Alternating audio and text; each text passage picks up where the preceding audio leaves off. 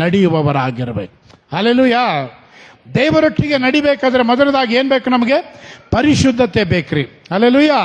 ಪರಿಶುದ್ಧ ಬಾಳು ನಮಗೆ ಬೇಕು, ಪವಿತ್ರವಾದ ಬದುಕು ನಮಗೆ ಬೇಕು, ಪರಿಶುದ್ಧತೆಯಲ್ಲಿ ನಿಲ್ಲುವಂಥವರಾಗಿರಬೇಕು, ಪರಿಶುದ್ಧತೆಯಲ್ಲಿ ಮುನ್ನಡೆಯುವಂಥವರಾಗಿರಬೇಕು, ಪರಿಶುದ್ಧತೆಯಲ್ಲಿಯೇ ನಮ್ಮ ಜೀವಿತ ಕಟ್ಟಲ್ಪಟ್ಟಂಥದ್ದಾಗಿರಬೇಕು, ಪವಿತ್ರತೆಯಲ್ಲಿಯೇ ನಮ್ಮ ಜೀವಿತ ಸ್ಥಾಪನೆಗೊಳ್ಳಬೇಕು.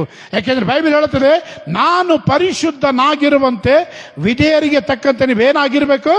ಪರಿಶುದ್ಧರಾಗಿರ್ಬೇಕು. ಯಾಕೆಂದ್ರೆ ಕರ್ತನ ಹೇಳ್ತಾನೆ, ನಾನು ಪರಿಶುದ್ಧನಾಗಿರುವಂತೆ ವಿಧೇಯರಿಗೆ ತಕ್ಕಂತೆ ಎಲ್ಲಾ ವಿಷಯದಲ್ಲಿಯೂ ಕೂಡ ನೀವೇನಾಗಿರ್ಬೇಕು?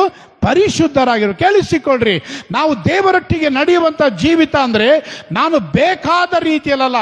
ಯಾಕೆಂದ್ರೆ ಒಂದು ವಿಷಯ ಏನಂದ್ರೆ, ಇವಾಗೊಬ್ಬ ಆಫೀಸ್ಗೆ ಹೋಗ್ತಾರಂದ್ರೆ ಅವರಿಗೆ 8 ತಾಸು ಒಂದು ಕೆಲಸ ಇರ್ತದೆ. ಬೆಳಿಗ್ಗೆ 9-10 ಗಂಟೆಗೆ ಹೋದರೆ ಸಾಯಂಕಾಲ ಒಂದು 5 ಗಂಟೆವರೆಗೂ ಅವರು ಕೆಲಸದಲ್ಲಿರ್ತಾರೆ. ಅಲ್ಲಿ ಏನಿರ್ತದೆ, ಆ ಕೆಲಸದಲ್ಲಿದ್ದಾಗ ಮಾತ್ರ ಅವರು ಆ ಆಫೀಸ್ಗೆ ತಕ್ಕ ರೀತಿಯಲ್ಲಿ ಅಲ್ಲಿರುವಂಥ ಒಂದು ಆ ನಿಯಮಗಳಿಗೆ ಒಳಗಾಗಿರ್ತಾರೆ. ಹೊರಗಡೆ ಬಂದಮೇಲೆ ಆ ನಿಯಮ ಅವರಿಗೆ ಏನಾಗಲ್ಲ, ಅದಕ್ಕೂ ಆ ಒಂದು ಆಫೀಸ್ ನಿಯಮಕ್ಕೂ ಅವರಿಗೆ ಸಂಬಂಧ ಪಡೋದಿಲ್ಲ ಅಲ್ವಾ. ಆಫೀಸಲ್ಲಿದ್ದಾಗ ಮಾತ್ರ ಆ ನಿಯಮಗಳಿಗೆ ಒಳಗಾಗಿರ್ತಾರೆ.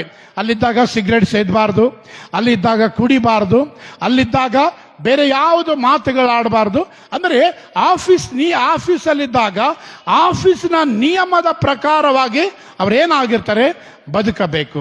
ಅದೇ ರೀತಿಯಲ್ಲಿ ದೇವರ ಮಕ್ಕಳು ಅಂತ ಹೇಳುವಾಗ ಬರೀ ನಮಗೊಂದು ಭಾನುವಾರಕ್ಕೆ ಮಾತ್ರ ನಿಯಮಗಳಿಲ್ಲ ಪರಿಶುದ್ಧರಾಗಲಿಕ್ಕೆ. ಅರ್ಥ ಮಾಡಿಕೊಳ್ಳ್ರಿ, ಬರೀ ಭಾನುವಾರಕ್ಕೆ ಮಾತ್ರ ನಾವು ಸಭೆಗೆ ಬರ್ತಾ